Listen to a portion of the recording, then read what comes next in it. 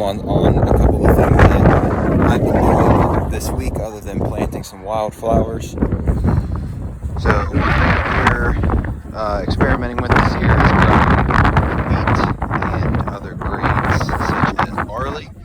So here, right behind the chicken coop for convenience, I rototill it up about a 2-foot by 7-foot strip where I plant a whole basket of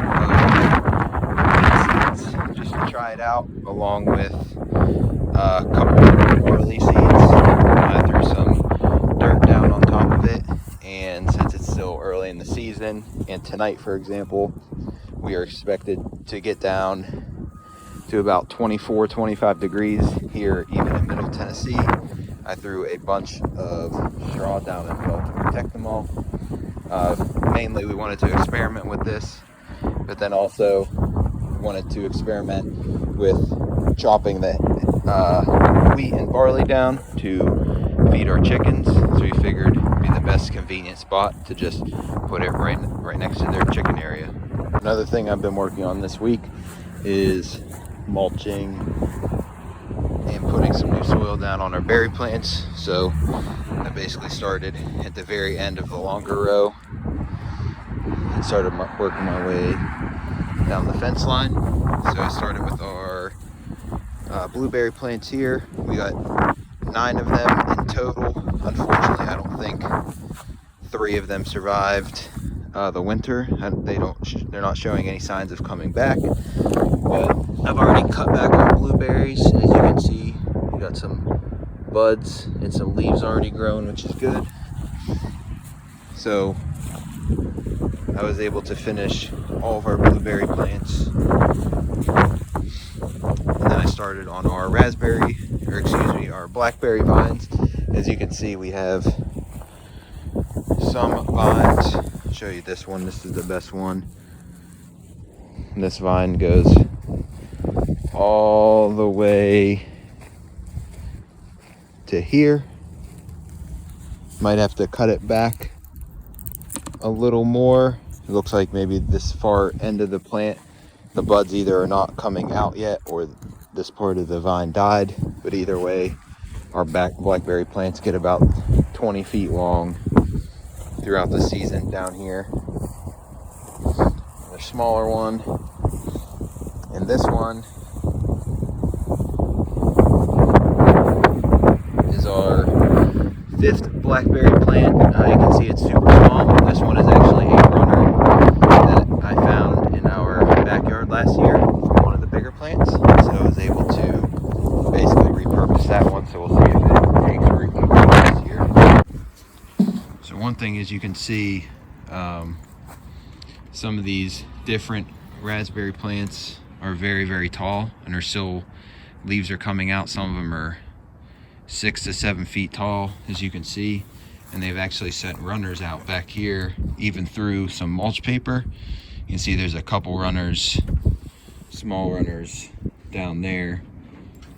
And basically what we'll do throughout the season, we will let the runners get their legs, so to speak, and then when it gets much warmer, much later into the growing season, we will transplant some of these runners 2 at a time into some patches where we did have raspberry plants, but the raspberry plants did not survive the season. Like this patch, for example, as you can see, it's just covered in weeds and dirt and whatever else. So that's one thing we usually do throughout the season. We take raspberry runners and we just transplant them and repurpose them. And let me show you a good example of that. So this is the other side of our fence. This is a good example of the success that you can have if you simply transplant raspberry runners. So we actually transplant the runners two in a group just to have a better success rate, as a lot of the runners just simply do not survive the transplant, or they just don't survive the winter. So as you can see right here, interestingly enough, one of our transplants from last year did not survive, So this is actually a runner that we transplanted from last year, and as you can see, all of these runners, it sent out more runners as well. So you have 2, 3, 4, and then all the way over here you got 5, 6, 7, 8, 9, 10, 11 runners. So if you're patient and you have success, that's one thing you can do right away, is you can start out with 5 plants like we did, and luckily for us, 3 of our original 4 survived. So then what we did every year, we just kept transplanting, and then after the second or third year, we realized that you should transplant 2 at a time just to have a better success rate, so you can fill your fence line or fill your berry patch, as you can see that we're doing here. And I think that's the best way to do it, is 2 at a time. Here's another example. You can see you got 2 runners that I transplanted last year.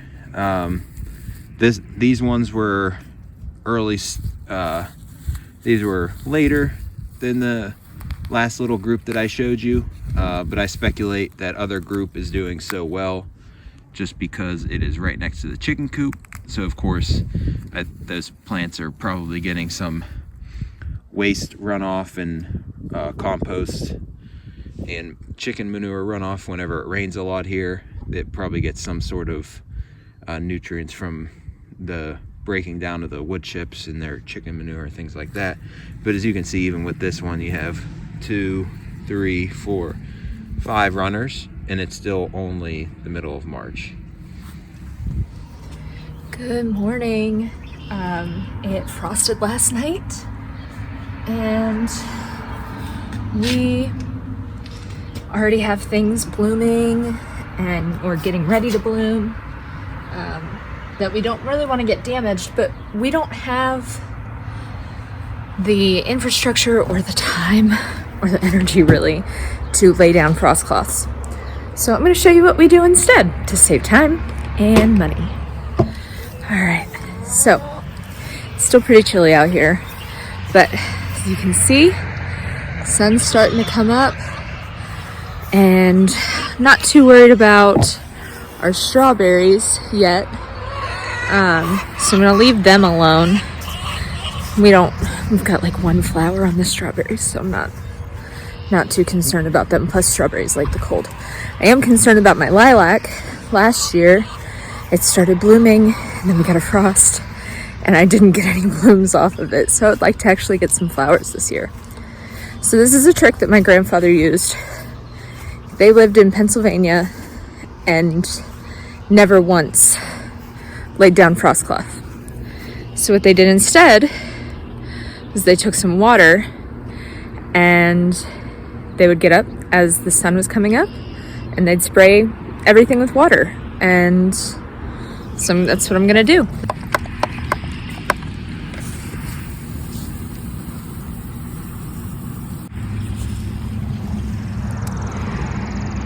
And that's it.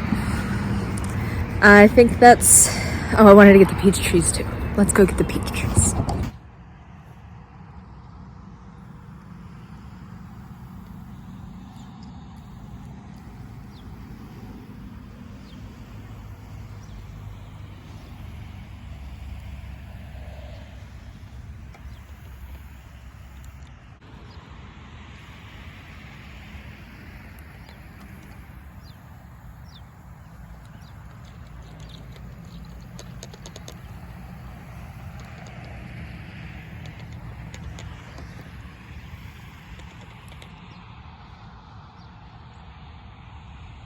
Alright, I just wanted to get out here. It's been a few days since we got our dirt and did all that work on the wildflower bed, but I wanted to come out and kind of talk about what it was that we did. So over here you can see we filled up the herb garden, and we topped off all of our raised beds for our veggies. For the wildflower bed, which is our first bed for the flower farm, and by we I mean Billy, let's be real, Billy did all the work, as you saw. He rototilled the entire area, got everything loosened up. There was a lot of rock that he ran into in the meantime. So he tilled it up, and then tilled it up a little bit more the day of, and then we added in the soil, put probably about 3 yards, and it's a 500 square foot area. So he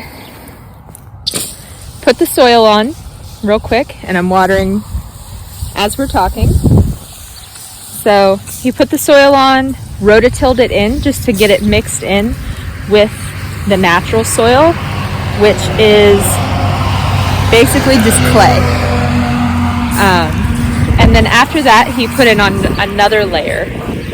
After he put that other layer on and got it really nice and fluffy, he went ahead and put down the wildflower seed mix that we had. Now, we had bought initially one bag, and one bag says that it covers 500 square feet, but we went ahead and put 2 bags in. So we squeezed a lot of seeds into this area, but I think it turned out awesome. And then we covered everything back up with hay. That's just because we have a lot of birds right now that are out and about and picking up seeds and all sorts of other things. So we wanted to protect them from the birds. But we got the wildflowers started. That's the first big job for our flower farm. And like I said, I'm watering it right now, and hopefully we will be able to update you guys in a few weeks and show you some sprouts. Other than that, we don't have a frost again for hopefully another few weeks. So I'm gonna go ahead and get some stuff trimmed up, like our sweet shrubs, and try and clear out our strawberry bed as well. It's time for the old leaves and the dead stuff to get cleared out because we don't really need it for protection anymore, and new stuff needs to be able to start making its way in. Also, I need to clean up these butterfly bushes because they're trying to leaf out, as you can see.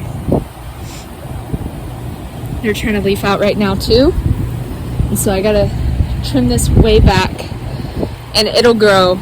Last year I cut it all the way down to here, and this is how tall it grew from there.